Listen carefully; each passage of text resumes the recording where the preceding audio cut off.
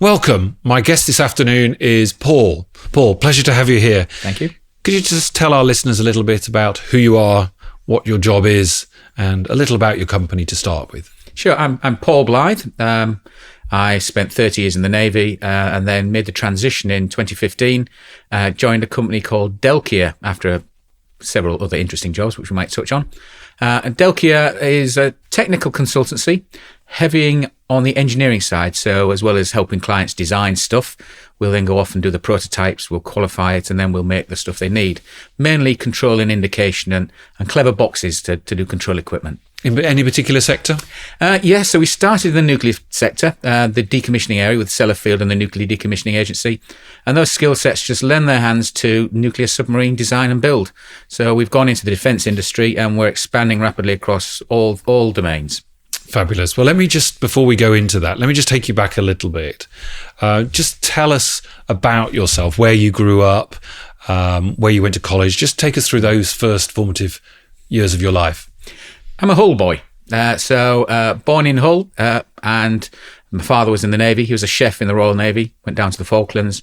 So the first few years moving about, but came back to Hull when I was about 2 or 3 years old. And pretty standard life. And went to Trinity House. And I remember my headmaster, because I was never that bright at school, my headmaster at the time when I was about 11 saying, young Blythe, which school do you like to go to? And I said, please, sir, I'd like to go to Trinity House. Don't bother, you're too thick, was his response. Fair enough. Yeah, quite. Red rag to a bull, really. The science and history and English teacher took me aside and gave me extra homework, and I passed the exams, and in I went, with the intent of joining the Merchant Navy and travelling the world as a sea captain.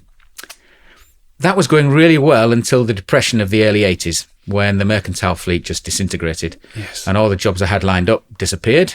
So I marched a little bit further down the road and went to the Royal Navy Careers Office. And they liked the cut of my jib, as they say. And they gave my mother some money for me to stay on and do my A-levels. And I joined in January 1987. So 1987, you joined the Navy. The Royal Navy, Royal yes. Navy. Yep. Where were you stationed at that point? So I started at Dartmouth, at the Royal Navy College, Yes. with every intent of being a destroyer or frigate captain. That was my goal in life. And you get sent off to join the fleet and learn your trade. And I joined a destroyer called HMS Fife with a wooden deck still. Really? Yes. Gosh. And we went off to Northern America, down through the St. Lawrence Seaway, Quebec, Montreal, Toronto, Milwaukee, Chicago, all at the time of Top Gun, all in tropicals, high collars. Wow. Sunglasses. The whole look, just what a 19, 20-year-old needs. Yeah. Yeah. And then back to try and decide what you want to do with your career. So I wanted to be a surveyor and followed Captain James Cook. So I spent 6 months on HMS Bulldog surveying the northwest Scottish coast. Rather boring going back at 4 knots and just looking how deep the water is. Is that all you're doing when you're surveying? You're just looking at water depths and topography? Yes, really. Yes. To be honest, yes. Yeah. So I said, no, that's not for me. So they sent me to a fishery protection boat. So I spent the next 6 months boarding fishing vessels in the North Sea, which was fantastic. What were you doing boarding vessels? What were you looking for? So checking for the net size, checking for the catches, making sure the paperwork's correct. So as a young 20-year-old, getting into a little Gemini rubber boat in a choppy North Sea, speeding after a fishing vessel, putting a grapnel hook up, climbing on and measuring the nets. And if they failed, arresting them. Did you there and then? Yeah, oh, yeah, there and then. And then you escort them back to the UK. So I remember we brought one back to Ipswich. And the trick was, if you arrest them on a Friday morning and you get back to the magistrates at whichever port you take them to, magistrates don't sit in a Friday afternoon, so you've got the weekend alongside because you've arrested them. You've got to keep them. Yeah, but there were tricks of the trade. So there was a Dutch vessel we tried to arrest, and they locked our officer in the hold with the fish and went full speed, which admittedly is only 12 to 15 miles an hour, back to the Netherlands, not realising that under European law we had every right to follow them. So we just followed them all the way to the Netherlands and arrested them there. Did you? So you've still got jurisdiction in the Netherlands? Yeah. Hot pursuit, they call it. How was the poor chap locked in with the fish? Cold. Cold, wet and miserable and smelly. The good thing about that was we'd get back to the UK and the British fishermen 99% of the time played by the rules. Our European colleagues perhaps didn't.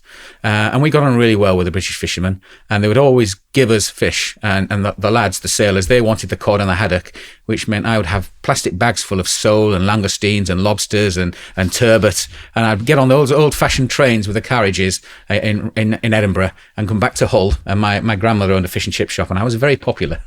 Oh, is that right? And then you deposited these with her. Yeah. What a fantastic story. Yeah. So you grew up in Hull, you've gone to Dartmouth, you've had various jobs, if you like, all within the Royal Navy umbrella. Yep. And what do you do next? What happens next? Time to make a decision. You can't be a young officer doing daring do all the time. You have to have a career. And I started with my professional courses, and they said 1 in 4 of you will be a submariner. We need submariners. I left it as long as I could, and I went to sea on a submarine, and I checked it all out. And back in the 1980s, submarines were cool. They were really cool.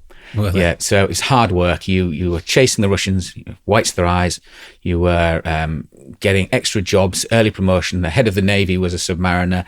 The captains of all the aircraft carriers at the time, all 3 of them, were submariners. The head of the naval personnel was a submariner. So why wouldn't you be a submariner? And you get extra pay. And when you go to a port like Gibraltar or New York or wherever, you tie up alongside, and they put you up in a nice hotel and give you money to spend on food or beer.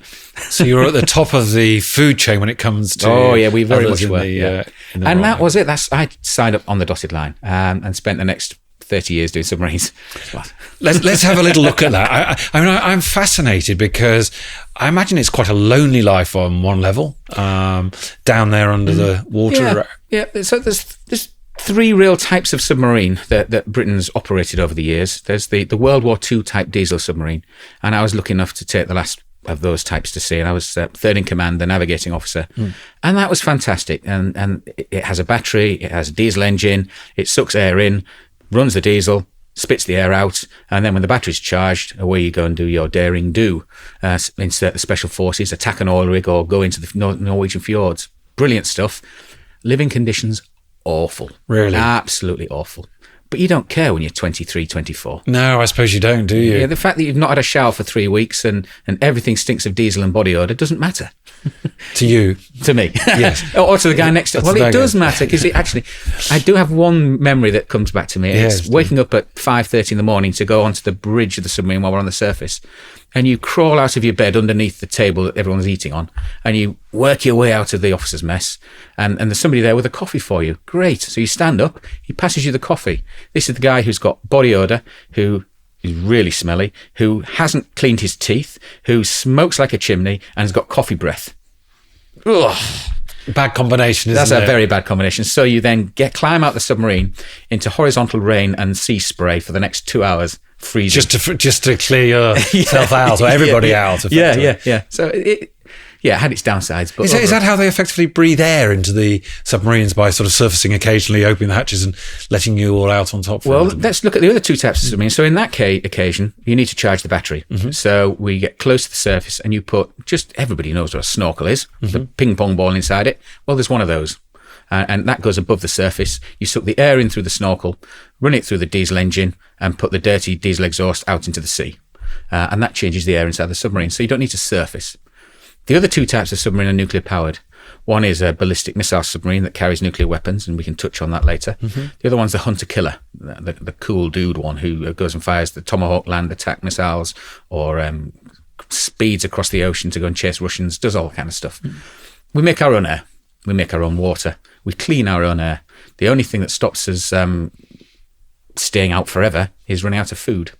Is that so? Yeah. So it's like a desalination? Yeah, so there's many ways you can do it. You can bring in your seawater and use a process of electrolysis and split it all out. You can pass it through really fine filters called reverse osmosis. You can create the water easily enough. You can create the air, because oxygen and hydrogen in the water, there's your oxygen. And you can use particular chemicals to take out the carbon dioxide. So it limits the numbers of people you can take to sea, because you can only make the air at a certain rate, and you can only clean the air at a certain rate. Yes. But yeah, you don't need to surface. You don't need to change the air at all. So these things can literally stay down there for a long time. You saw in the news with the Prime Minister recently, 204 days for HMS Vanguard, my old submarine. 204 days is a long time without changing the air. Yes, I paused to think. I mean, tell us what it's like when you are underneath, ignoring the smell because we've dealt with that. But what is it like living in those conditions? A mixture of Crystal Maze, the game show Crystal Maze, and monotony. A mixture of the two. So it's not easy to put a complex nuclear-powered submarine with all those explosives and high-pressure systems under the rough North Atlantic for months after month after month after month and not expect things to go wrong. They do. And that's before you bring in the potentially hostile nations, our friends who like to spy on us and like to get in the way and do things they shouldn't do. So just the environment itself, things will break. You won't be able to make your air. So how are you going to manage your air use when you can't replace it? And how long do you need to fix it? Yeah. It really is taxing the brain. So a good example was that happened to me on a particular patrol. I couldn't change the air by going outside the submarine. I needed to give my maintainers time to fix the equipment. How do you not use oxygen? Send everybody to bed. Stop cooking food. Take all the exercise machines out of action. Turn the lights off. Stop scrubbing. Stop doing any activity. And you do. You have to. And it's horrible. It's demoralizing. But that gives you the extra few hours needed to fix the kit to bring it back online. Gosh, so quite a lot of personal sacrifices. Yeah. Being made, and of course amongst a group of people as well. It must be quite hard and not seeing real daylight and those sorts of issues. It can, and we're advised not to drive when we come home because we've not really focused on anything that's more than 12, 13 feet away. Oh, so your eyes aren't adjusted. Yeah, so it takes 24, 48 hours to let your eyes really get back to their full responsiveness. Yeah. Of course, everyone pays due diligence to that. Yeah, well. So that's just living on the submarine. Yeah. You have the operations as well. So if you're one of these fast attack submarines, then you might be inserting special forces. You might be spying on pirates. You might be tracking submarines. You might be collecting intelligence on somebody else or delivering Tomahawk land attack missiles where they need to be. There's a lot of variety there. And that's doing the do. You're normally doing the do with some friends and allies. So you're communicating with a carrier battle group, or you're liaising with GCHQ and a spy domain, or whoever you need to be working with. Yeah, absolutely fascinating. So you'll have the Australians, the Canadians, the Americans all around you as well. Very much so. It's Just moving on slightly, you became a commander. Mm-hmm. Tell us of your progression up to that height, and what you learnt along the way about leadership in that situation. That's a very, very, very good question. Leadership, it sounds easy in a military context because you've got Naval Discipline Act behind you. You can tell somebody to do something. I always felt as if I had to tell somebody to do something, then I'd failed. That's how I evolved. In my early days as a 23-year-old, that's what I thought. I remember the early Adair model of leadership, the team, task, individual. In one moment, the task is the most important. Next, it's the individual. Then sometimes it's building the team. And you worked around the two and hopefully even ended up in the middle of the Venn diagram. That's a very simplistic view. Over the years, I developed the understanding that leadership's all about emotional intelligence. Getting somebody or a team of somebodies to do things that they might not ordinarily do willingly at the best of their ability.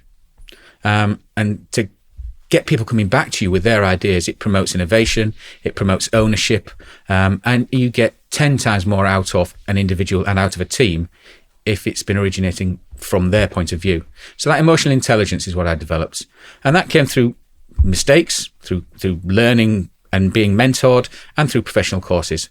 That's one thing the Navy did do, a lot of courses. Every course I've been on in the 30-odd years in the Navy had leadership elements. That may be taking young sailors across the Black Mountains in Wales. Mm-hmm. That may be doing paperwork exercises. It may be just going into putting you out of your comfort zone and trying to develop a team. You start off with a divisional system in the military where you have 8, 9, 10, 12 young people working for you. Well, I say young, no. My first experience was as a 24-year-old trying to explain to the 34-year-old petty officer why his wife had left him and he was in floods of tears on my shoulder. So you get some life lessons pretty quickly as well. And you talk about emotional intelligence, but you're in or around a submarine. with some pretty trying circumstances. I mean, is it easy to? Perhaps easy is the wrong word, but is it possible to use emotional intelligence, or are there times when you just have to be, lay the law down, as one perceives the military to do at times? They're few and far between. We all know of a shouter and a screamer. We've all experienced them. I would love to say I've never shouted or screamed. I would be lying. There are occasions where something needs to be done, and it needs to be done now. Yes. And that can be a life or death situation. It could be done for effect. If you're doing it because you've lost control, then that's probably the wrong answer. That's really interesting. So it does have its place. Yes. The shock and awe tactic. I did, my uncle will remind me this, I was taking a submarine to Plymouth for refuelling, HMS Vengeance. And we were on the surface, and it was very foggy. Whilst the submarine's 154 metres long and is massive, what you actually see above the water is tiny. And on a radar, it looks like a small yacht. Does it? So you can imagine you have this 154 behemoth going down the Irish Sea, and it's foggy. So you have to think of it from the other person's perspective. If you're the coaster going north, you just see this small yacht, and you might want to pass close behind it. If you pass close behind what you see on my radar, you're going to ram me. So I get very nervous in fog. And I woke up one morning and the hairs of my back of my neck were standing on edge. Something wasn't right. And I looked through the periscope, and it was pea soup, as we call it. You really couldn't see a thing. But the crew were still relaxed. They didn't care. Everything was fine. We were going to Plymouth. We're going to put the submarine in dry dock. Everything's cushy. We didn't have extra lookouts. We weren't making the right signals. We didn't have the right expertise in the right place. And I couldn't just ask for that to be done. That needed a shock and awe tactic. Can you tell us a bit more? Or, Yes, I jumped on the broadcast for the entire submarine, woke everybody up, screamed down the microphone. Number one, control room now. There may have been a few expletives in there. I'm sure there were. And so my deputy came running up to the control room in his pyjamas, and I chewed him out in front of everybody, stormed out, slammed the door, went back to my cabin and ordered a cup of tea. You can imagine the whole boat was in shock. The captain doesn't do that. Whoa. Yeah. Well, it had the effect. The whole boat woke up, and within seconds, it was happening. So you needed speed, and because it was the exception, people responded to it, but you weren't if you using shout it all the time, it's just noise. It loses it, doesn't it? Yeah. It loses it. Yeah. So I've got to ask you, I mean, you're commander of a submarine. We have, 4 nuclear? So we have about seven fast attack submarines, nuclear powered, and we have 4 nuclear powered but also nuclear armed submarines. They're the Vanguard class that carry the Trident missiles. Yeah. And which ones have you commanded? I commanded HMS Vanguard and HMS Vengeance. They are the Trident missile submarines. But I've served on them all, so running through them. First boat was HMS Turbulence. That's a fast attack. Second was HMS Opossum, an old-fashioned diesel submarine. Great submarine, that. From there to my first Trident missile submarine, HMS Victorious. Then, what next? HMS Trenchant and HMS Triumph, 2 fast attack submarines. Then I did the command course, the Perish that you see on television with stopwatches hanging off and ships attacking you. That's hard work. Is it? It's bloody hard work. Why is it hard work? If you imagine you're trying to train, assess, and qualify future submarine commanding officers to be able to fight a submarine in wartime, but you've got to do it in peacetime. So how can you achieve that? You need the crew to be rested enough to be safe and not under wartime pressures. But you need to put the captains, the duty captains, under wartime pressure. And the only real way to do that is through organised bullying and sleep deprivation. Right, okay, yes, to reflect every decision I circumstances. make is questioned. You get no sleep at all. You're bombarded with problems and problems and problems and problems. And it's to see how you cope as a leader of the team, of the whole boat, of the individuals, and achieve the task whilst eyes down here and everyone doubting what you're saying. So that's resilience and all those other strong skills. The whole thing about Perisher for me was understanding myself. And I always remember to this day, I knew I was getting it right at last. because I was trying to lay a listening device in Brodick Harbour in Scotland, and I had to be there by a set time to get this new frigate and get this new intelligence, all an exercise. But there were frigates and destroyers and helicopters chasing me, and I had things wrong with the submarine and things wrong with the crew, and everything was against me, and I kept pushing and pushing and pushing to get it done. And as I'm finally getting in there, just about to lay these listening devices, they take my hydraulics away from me and I can't control the submarine properly. All done on purpose. Yes, of course. So, I'm pleased to hear it. Yeah. So I swear like a trooper. I turn the submarine around and I clear the area, and I'm screaming, "That's it. That's it. We're going to find a quiet place. We're going to fix this beep, beep, beep, beep submarine, get our wits together and come back tomorrow. We can't do it." And out the corner of my eye, I could see the teacher and the inspector going, "At last, he's found his limits. At last, he realised he can't do everything." Yeah. So that was the lesson, that you couldn't do it. Yeah, exactly. You did actually, took the right decision. Yeah. That's fascinating. So look, it's a question that I think we all want to know on the nuclear armed submarines. God forbid that it should ever happen. But how does it work when a national decision is taken to, for want of a better word, fire and use the submarines? How does that work? I would say we use them all the time. First of all, any deterrent, a stick in your hand, is about having a credible capability that you're communicating to your enemy. I've got a stick and I'm holding it, and you can see I've got the arm to hit you with it, and you can see it, I'm waving it, they're all three met. So we took over the strategic nuclear deterrent from the RAF, and we've been doing it continuously since July 1968, started in 67, but continuously from 68. And so for every minute of every day since then, there's been a British submarine at sea with either originally the Polaris missile system or now the Trident missile system, at minutes' notice for the Prime Minister fire. So is it credible? Well, yes, we spend a lot of treasure in terms of people, money and equipment to make it happen. Is it capable? Well, we test it. And when it goes wrong, we know why it's gone wrong, and we make sure that those corrections are put in the rest of the system. So, yes, it's credible. Absolutely is. And do we communicate it? Yes, we do. We publish what we can, what we want to publish. We have a clear policy of ambiguity, for example. We won't tell our potential enemies when or why we'll use our nuclear weapons. They can worry about that. I like that concept of a clear policy of ambiguity. I know. I the oxymoron involved. Whoever thought of that? Yeah. Clever person. Yeah.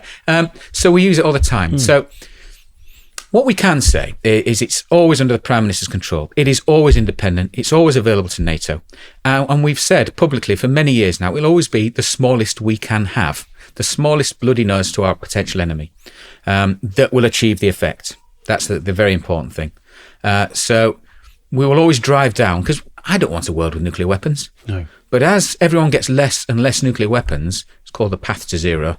As you get less and less, the impact of someone having nuclear war becomes less and less. And therefore, in my view, the likelihood of them using them goes up. Explain. If I have 1,000 nuclear bombs and you have 1,000 nuclear bombs, we are not going to touch each other. If I've got one nuclear bomb and you've got one nuclear bomb, there's a chance I could take yours out and get you first. I see.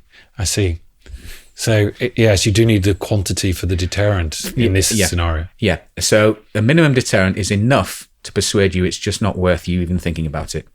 That's why we don't just have a free-fall bomb on the back of a Victor aeroplane like we did in the 50s. Yes. Because it's not assured. No. Because you can shoot an aeroplane down.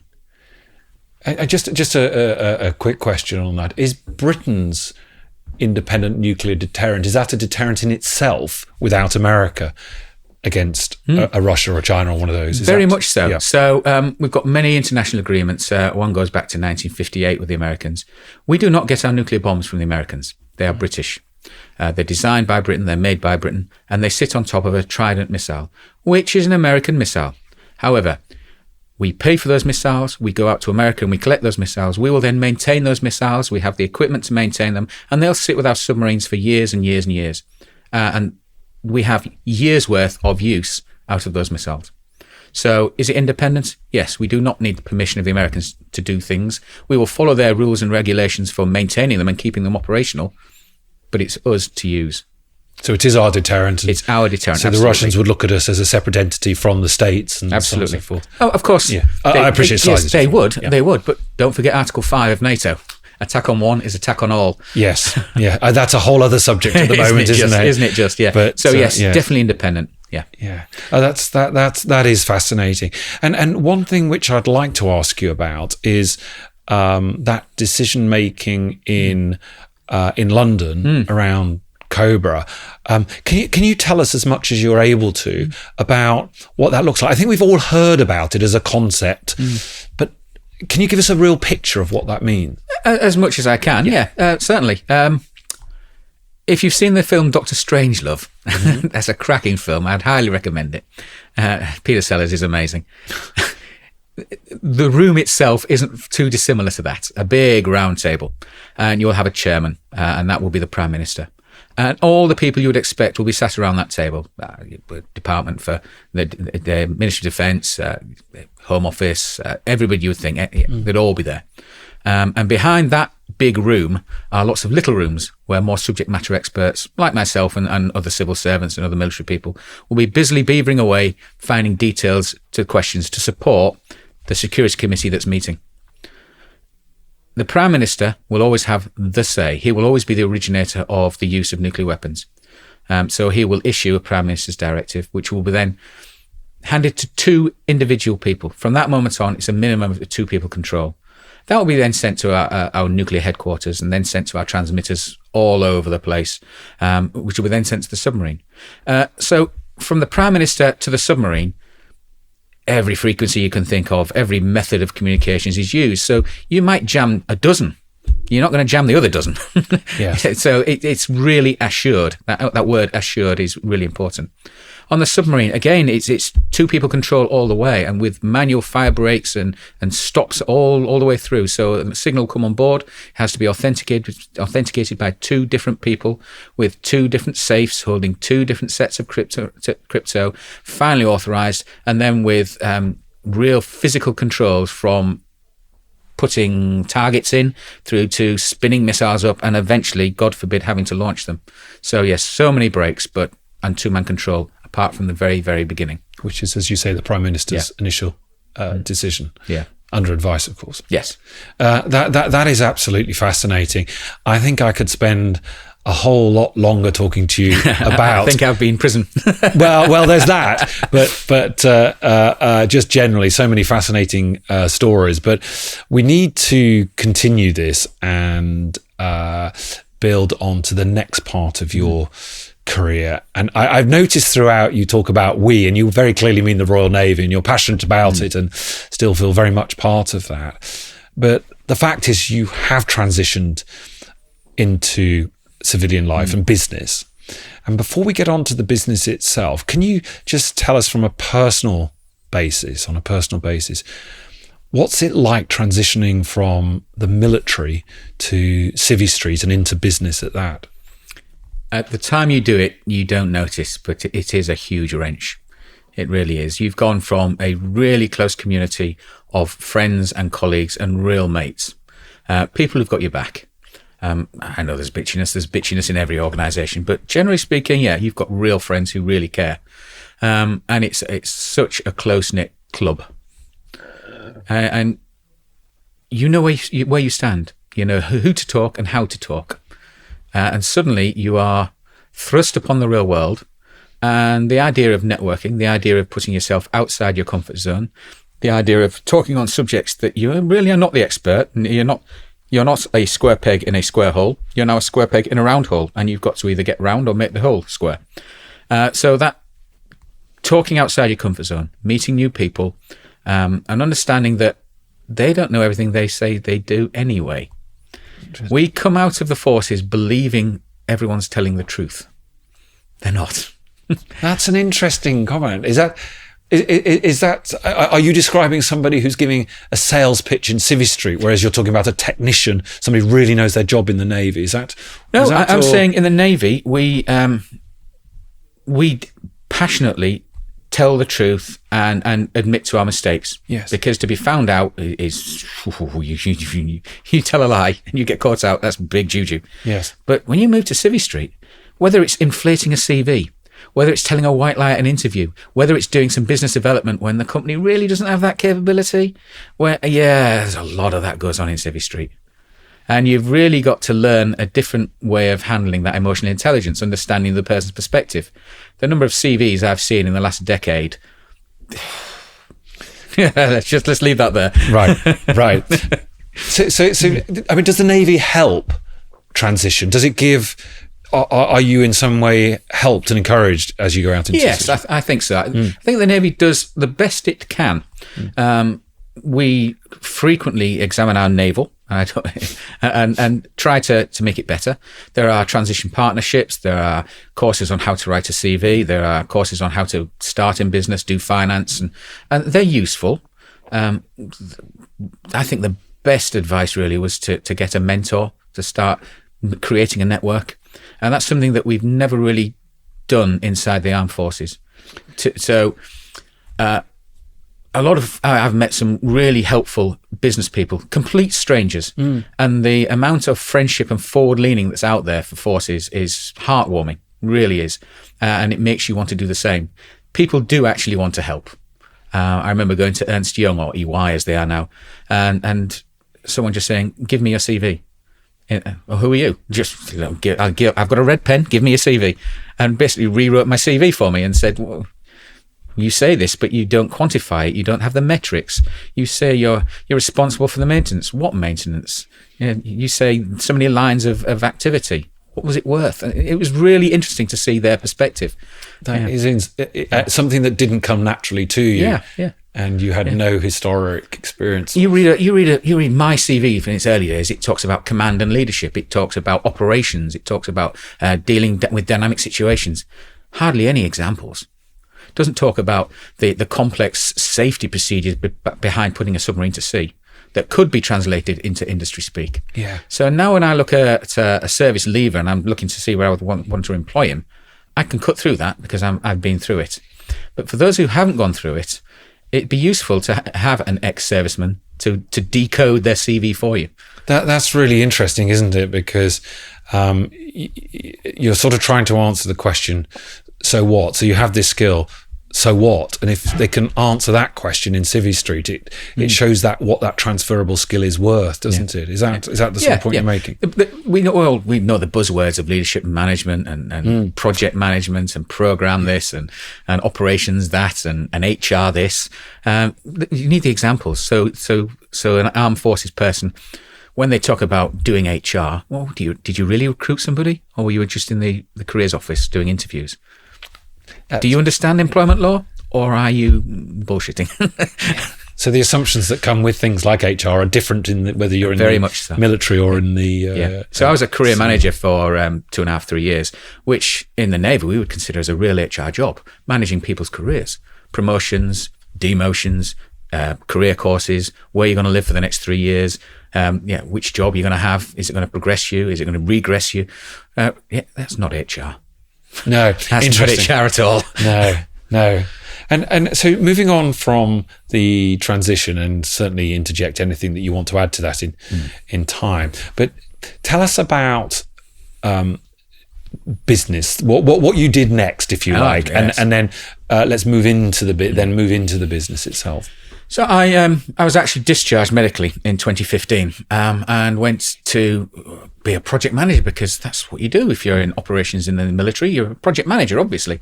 So you do the courses and you get the nominals and the post-nominals and you still don't really know what you're doing. But you are adaptable and you are dynamic and you are enthusiastic and you will turn up for work on time. And you tend to tell the truth sometimes when you shouldn't. Yes. So I became a project manager for Jacobs. They're called Amentum now. And went to work back for the Ministry of Defence. I was hoping to go into the nuclear industry and work in nuclear reactors. But they saw my background and said, "We can make more money out of you in Ministry of Defence. Thank you very much, Paul." Oh, did they? So I didn't really leave the Navy. No. I was working with the same people I'd been working with for the previous 30 years. And that worked through for many years. And at one stage, I got to the point where I thought, I can do this as a contractor, a filthy, dirty contractor, and did. And I chased the money for a while. It's quite a lonely position, that. It's quite a cold position. You do your job, you go home. You come back, you do your job, you go home. It's and even though you are passionate about the product, you're passionate about future submarines, because I was staying in the submarine industry, I was helping design submarines. You realise very quickly that the time, cost, quality triangle takes precedence over everything. If time's a factor and cost is a factor, quality will have a down arrow. And if you're passionate about having the right quality for your sailors, you fight back. And you tell the truth, perhaps when you shouldn't tell the truth. That's really interesting, isn't it? Something has to give, doesn't it? Something has to give, yes. And I got to the stage, 2019, where I thought the quality arrow is going in the wrong direction for me. They know I'm right, but they can't do anything either. And again, that emotional intelligence, when you know that the person on the other side of your discussion wants to do it, but can't do it, time to do something different. Yeah. So I quit, and then COVID hit, and I was unemployed for a while. Hey, it was a nice summer, wasn't it? It was. Not that it was a good thing, but it was a nice summer. Yeah, first world problems, I suppose, because financially not a huge wrench for me.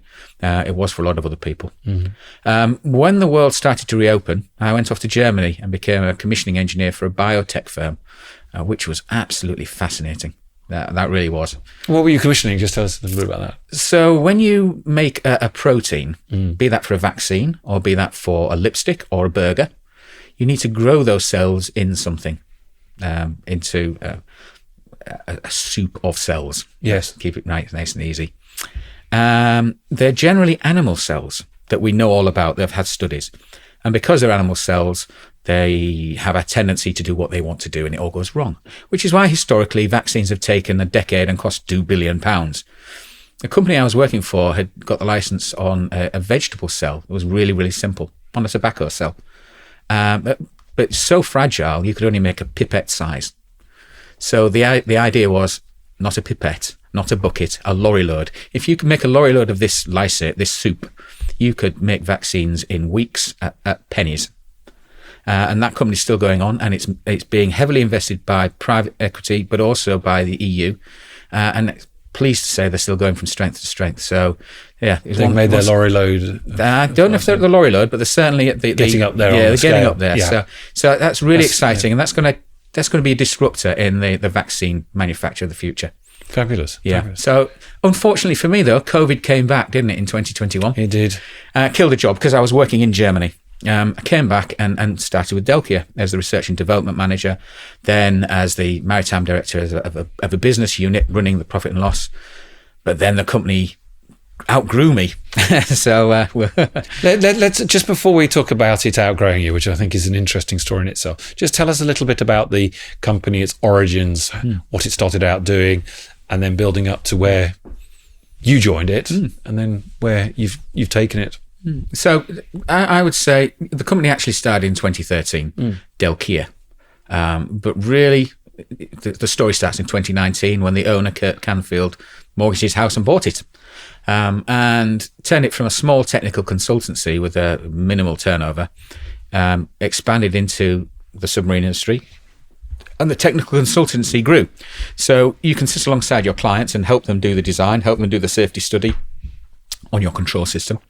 At some stage, the design has to turn into a prototype. Why can't we make the prototype? We did. At some stage, that prototype needs to be qualified and tested to do the real job. Well, we can do that. We did. Then when you finish the qualified box of clever control equipment, I now need 20 of them. Well, why don't we make those? And we do. So it's a huge rapid growth from 500,000 to 1 million to 3 to 6 to 12 to 24. It's been a meteoric rise and diversified as well, because being in the nuclear industry, Sellafield, and the decommissioning is now beginning to take off. It just is. Nuclear is taking off. We're looking at new reactors. We're looking at modular reactors. We're looking at new power stations as well as the decommissioning work as well. So that's a huge up arrow. We have the Dreadnought submarine. We've got the AUKUS, the Australian, UK, US partnership, growing rapidly there. We've got the increase in defence spending. We've got more orders of Typhoon coming in. We've got new land capability that needs to be reinvested in. So there's up arrows everywhere. and we are hanging on, trying to keep up with everything. Well, I mean, let's just talk about that. I appreciate my question was up to where you are now, but let's just look at one thing that you've mentioned a couple of times there. You've had really rapid growth from just over 500,000 turnover up to the 20 odd that you're talking about. Just talk to us a little bit about what it's like to grow so quickly and some of the challenges that you've seen there. There's some practical challenges. So when you are a real micro company, your quality for your engineering is a PDF file that's been written and signed and checked, and everyone reads the PDF file. As you get a bit bigger, that doesn't apply anymore. Your HR system is a spreadsheet. Your pay system is a back system that you can do on your phone. That you don't have a pension scheme. You don't have a healthcare scheme. Next year, suddenly that's not good enough. The client wants to see it all automated. You've got to be able to link in with their engineering tools and their SAP system or their team center or and so suddenly the costs go through the roof as well. And you now no longer can you just farm out a check of a contract to the local legal firm. You need your own commercial manager. You need your own legal team. So the overheads start to increase. Now, this is not news to anybody else, but it's news to me because I had never experienced this before. And as a micro, it's news to everybody until you bring the new person in who's got that experience. You might go off and do a dicky little course on it, but you're not the expert. You don't have the experience. No.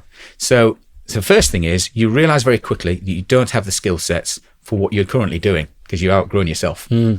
So you bring more skill sets in, which means that's driven the overhead up. So you need to get more business in. It's a self-licking lollipop. It really is. And people get to the end of their ability. First of all, there's another thing we'll touch on, and they'll fall by the wayside. And they can fall by the wayside for several different reasons. One, you just don't want to go that far. They don't want to do that difficult bit that they now need to do. They're happy with a PDF file. They don't want to be operating Zero to start with, or SAP or whatever going on to next. So they're gone. There's the other way, that the managing of the change itself and taking the team with you can be done well. It can be done badly. There will always be victims. There'll always be casualties. Yeah. But if you don't manage it properly, if you don't keep people involved, then yes, you can cause a real headache. And when you're going from micro to small and small to medium, and you lose a key person, it's really painful, really painful. And then you're on the back foot because you've just engaged a lot more overheads. Yes. And you've lost the guy who was holding it all together, or the girl. Yeah. Yeah. And then you reach the capacity of the person. And I think that I could apply that to myself. I can always talk about myself. So I started off as the R&D manager, quickly became the profit and loss owner, running a little business unit, maritime. And that was fine when it was 3 million.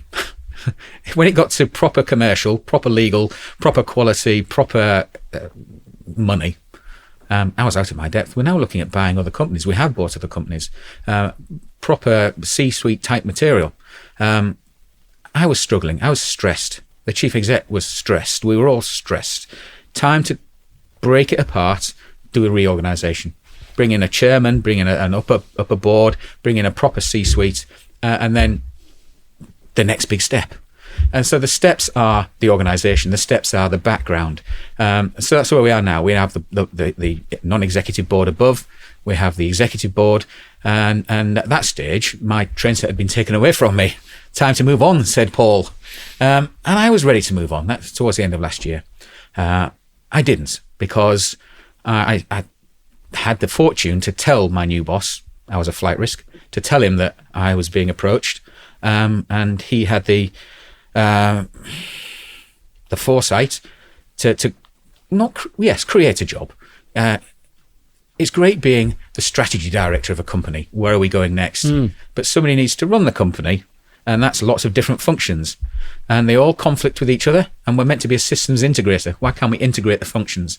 And so we have, by osmosis and by design, created a better structure where we have a chairman of the board that makes sure we're heading in the long-term right direction. We then have an executive board that makes the policy and steers the overall company. And then we have the senior management team who do it. Yes. And I'm the chairman of the senior management team. And that's enough of an itch to scratch to keep me interested. It's difficult enough. And just so I'm very interested in it from a governance point of view. You described it to me, I think, as a sort of executive chairman of that company. Can you just describe the functions that you perform, and how does that sit with, for example, the CEO? So we'll touch on the governance. If you ask various accreditations with your ISOs and your other qualities and everything else that goes with it, we all understand those. Therefore, somebody needs to, I call it a battle rhythm. Some people call it a drumbeat. Have the business battle rhythm, where you have the meetings that have ticked the right boxes and done the right checks for a quality assurance, have done the right things from a governance perspective, have done the right audits financially, have done the right audits legally, have made sure that all the healthcare is above board and correct, that we're meeting all the various anti-slavery rules, and we're actually watching them all. So that it comes into your battle rhythm, and every 2 weeks we have the senior management team, and we report through me, check them off, tick, tick, tick, tick, everyone's happy or not. And that gets reported to the C-suite and to the chief exec. So there's your governance going up. Yes. What's coming back down is, we want to go and buy that company over there and expand that capability, which my other job, the strategy director, helps with, because I'm feeding that avenue. So, for example, we needed a new factory to meet my strategy in the defence realm of building new stuff. Who's going to go off and find it? Who's going to create the project management, create the actual project or program to take an empty warehouse and turn it into a securely, and I mean secure, factory with the right electricity? Is the ground strong enough to hold the equipment we're going to have? Will we have the licenses? What about the planning rules and the legality? Yes. So coordinating that through the IT structure, through the security structure, through the HR, through the finance, through the commercial, all of that stuff. I love it because it's so diverse. So I don't actually own any of those functions. I do the strategy up the other side. Yes. But I just sit there and ask the awkward questions, and they pull together, and when we get the answers in. So we do the governance and then the do. That is interesting. Does that follow any sort of sector model, or is that something that you've thought of for yourself? Well, yeah, that's an interesting question. The company secretary and I are of one mind. We've got on very, very well, and she manages the C-suite, and she also sits on the senior management team with me. So that really helps, because I've got my spy in both camps.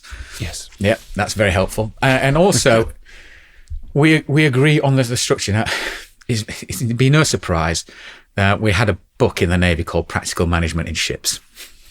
Yes. I'm guessing it's on your table at work somewhere. Yeah. No, it isn't. It's a horrible book. Oh, but its principles are correct. So a ship or a submarine is done the same way.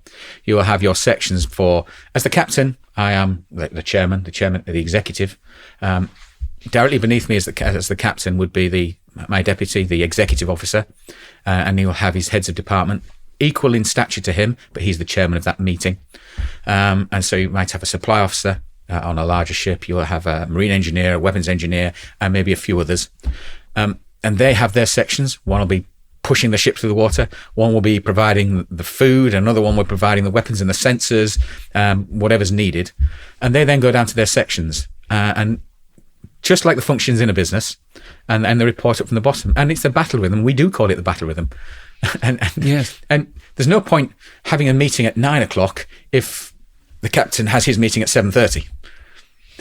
Yes. It's pointless, absolutely pointless. So that's where Rebecca, the company secretary, and I really have this dovetail battle rhythm. When does the governance need to be with the C-suite to be with the board? Work it backwards. Therefore, when do the functions need to have their meetings and their executive decisions to feed the senior management team, to feed the C-suite, to feed the board, to feed... Yeah. So it's not rocket science, is it? No, but I would imagine not all companies, perhaps even not most companies, do that well to organise so that they're sensibly giving up to the next level, if you like. What's needed. I did the advanced command and staff course at Shrivenham, and a lot of that is campaign planning and understanding how you bring all the services, the Allies, the Army, the Navy, the Air Force, the Dutch, the British, the French, the Americans, all together to fight as a common goal in the right way together, and not fight each other. As Churchill once said, there's only one thing worse than fighting. There's only one thing worse than having allies, and that's not having allies. Yes. Yes. I can't remember the exact quote. Yeah, no, but I get the picture that you're describing for sure. So when I was at the staff course at Shrivenham, it's about campaign planning and bringing allies and different services together. Army, Navy, Air Force, French, British, American, all together, common goal. And understanding what the next person, it's that emotional intelligence again. What is the next person's problem? How are they going to deal with it? So if you are trying to organise the entirety of the Afghanistan campaign, and you know it's happening 3 months away, you know that a lot of other people are going to have to do a lot of awful stuff as well. So the rule we use in the military is it's 2/3, 1/3 rule. You, right now, have got a maximum of 1/3 of the time to do everything you need to do and tell everybody else to get on with their stuff. And that works all the way down. So if I've got 3 months, that means I've got 1 month to do all my planning for Afghanistan. That then gives the next chain of command 2 months to work on it. And he needs to give the next chain of command 2/3 of that, and 2/3 of that, and 2/3 of that, all the way down to the Lance Corporal, who's taking his 4 blokes over the hill, and he's got 20 minutes to brief his guys to go over the hill. Thinking, what do they have to do? How many times are you given a deadline and you just have not got enough time to do the job needed? Yeah. Because the guy asking or the girl asking hasn't thought about it from your perspective. I think it happens all the time in business, doesn't it? We will get it wrong, but we shouldn't intentionally get it wrong. We shouldn't design the structures to get it wrong.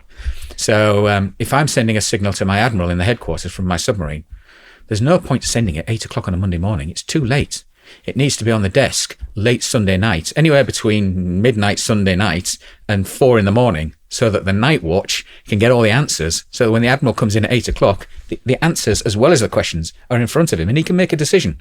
Yes. 8 o'clock with the questions, too late. It's to the next day then, isn't it? It is the next day, yeah. That's really interesting. So are there any other sort of tips? I was going to ask you the good and the bad. So you've obviously picked up a lot of ways of doing things from the Navy. Are there things that you've sort of dropped as well as things that you've carried through? I think we take too much on individually. And in the Navy, there is a lack of realisation of how far we push ourselves. And you can bring that into Civvy Street. And I'm still doing it now, and I made a mistake recently doing it. We will push ourselves beyond what's reasonable. And an individual businessman will do the same. To the point where you'll make the wrong decision and you may hurt somebody or hurt something. I think 204 days for HMS Vanguard on patrol is too long. Yeah. Far too long. And you're always, that whole time you are doing your job, aren't you? You're never really off in that. Yeah, you're never really off. Period. And I suppose in this modern business world of work-life balance,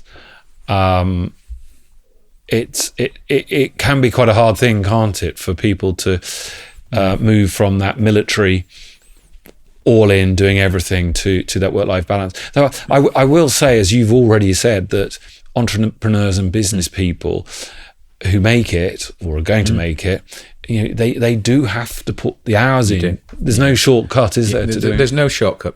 And that's the balance, isn't it? You may have a very successful medium-sized company. If you haven't seen your kids and you've lost your family, who's successful, who isn't successful? Again, it's understanding the different perspective. I had a successful naval career. I didn't see my kids for a long time. Yeah. That's the bit, isn't it, when you talk about, with passion, about the Navy. It's the unsaid bit, isn't it? Yeah, absolutely, the unsaid bit, yes. Yes. Recently, to make sure the client got what he wanted and supported their program, we as a collective, about 6, 7, 8 of us, worked over the weekend, worked into the night, drove through the night, presented the equipment to the client just in time, just good enough, got the tick in the box. Looking back on it, wrong answer. We should not have worked a 16-hour day and then driven for 6 hours. That's wrong. And I'm sure the insurance company would have had something to say about it. Thankfully, we got away with it. Yeah, it is interesting, isn't it? And you look back and you think, well, could I in fact have pushed back and said, was it critical that it was delivered at that point? Or was there... No, it wasn't critical. Would the client have been upset? Would the Ministry of Defence been upset? Yes. But really, the big boy answer was, this just ain't going to work. Yeah. I think sometimes it's important to say that, isn't it? And you were making a point earlier about, the 2/3, 1/3 rule. And it's very easy when somebody says, I need it for next Friday, to say yes. Yes. We all do it in business. We all want the next job. But how much better if you could plan that with the right level of support in the right time frame, and actually go back to the client in a relatively sophisticated manner to say, we've plotted this out.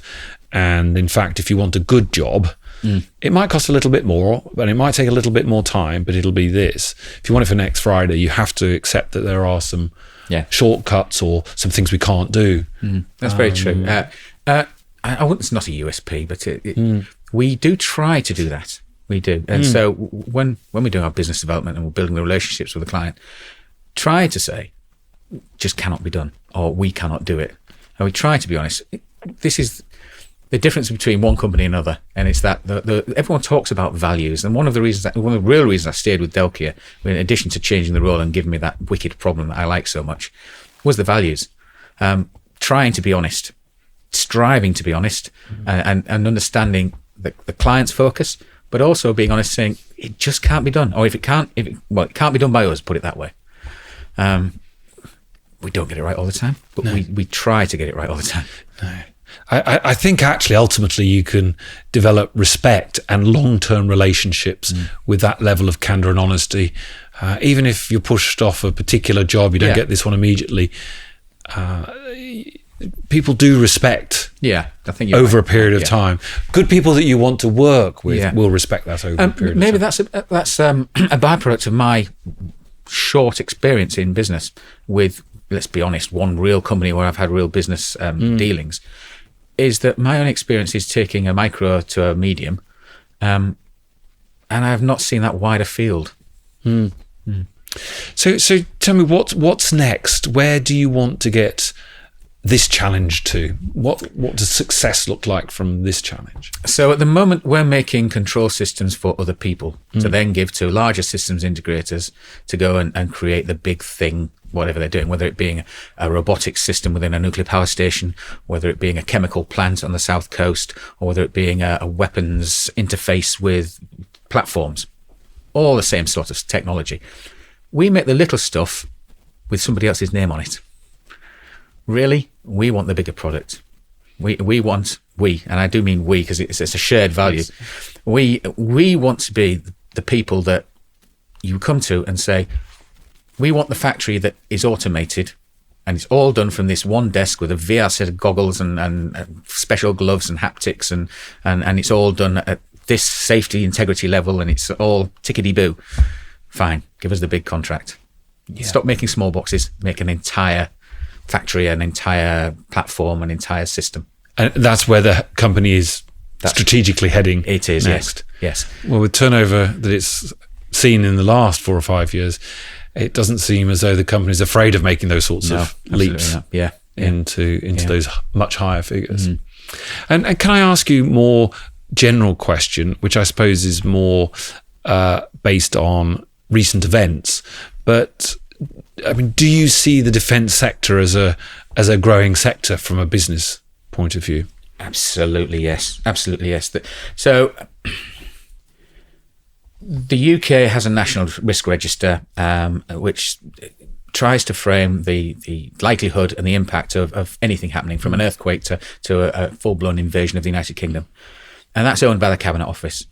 That's updated all the time. Anybody can see that just by going on Google and searching National Risk Register. That feeds how each department targets where it's going to spend its money. And so you'd expect the Ministry of Defence to look at protecting British aerospace, the British airspace and the maritime space, and protecting our trade routes because we're a trading nation. And then we see what's going on in the world now, and that's feeding into it. So that National Risk Register is a live document, changing all the time. There are up arrows across the board. The uncertainty of NATO, we just touched on it. The uncertainty of allies standing by you. The uncertainty of possibly hostile nations. The trade war that's coming our way. the congested nature of the shipping routes. Yes. You look at Russia and the northern sea routes. You look at the Red Sea, the pirates off the Somalia coast. You look at the Persian Gulf and the Straits of Hormuz. All these areas need protecting. They've all got up arrows on them. We need better satellite surveillance. We need better cyber security. We need better maritime security. We need better understanding of the intelligence and the threat. So they're all up arrows. And that's before we even look at the budgets. And we've just seen that we're going from 2.3 to 2.5% of GDP for defence expenditure. That in itself is welcome news. There are up arrows politically, both across all parties and from allies and from our potential hostile nations. It's just up everywhere. Yes. And the other thing that goes with this is we set up BAE Systems back in the 70s to try and compete on the global stage, the global defence stage. We will always need companies like BAE Systems. We need the big primes to be able to hold off Lockheed Martin or General Dynamics and others. That's a given. We've now got a renewed focus on the small, medium enterprises, the Delkias of this world, Yes. the synthesis. And so there's new government commercial models being brought in. There's more focus on making terms and conditions better for small, medium enterprises. And there's lots of new projects that, if you want real innovation, we will take the risk. We will invent the new widget that does the amazing little thing. BAE Systems, they're great at making ships. They're great at making aeroplanes, the big things. But we're good at making the little things and making them new and novel. So, yeah, as long as you don't get swept up by BAE Systems all the time. Yes, but you need both. You need both. And let's remember that UK is about 98% SME, small, medium enterprises. So there is clearly room for that. And from what you're saying, that is an increasing market. Yeah, and I find with the big primes, they get this now. There was a time where they would just sweep us up and buy us up. But they can use SMEs. They can use us as test beds. It's quite happy to throw a bit of seed money at an SME and let them develop a new digital tool or a new control system. And if it fails, fine. We've not destroyed BAE Systems. Yeah. And I suppose finally, I mean, if you were to write a letter to America at the moment, what would it be? Wake up. We've been trying to establish a peaceful world order since 1945. It was working. It was never perfect. It was never going to be perfect, but it was better than what we didn't have. And we're heading back to what we didn't have. Yeah. On that note, Paul, thank you so much for your time today. Could have gone on for a lot longer, but thank you so much. You've been great. A pleasure. Thanks. Thank you very much. Thank you for joining us. If you enjoyed the episode, please like, share and subscribe, and we'll see you next time. Thank you.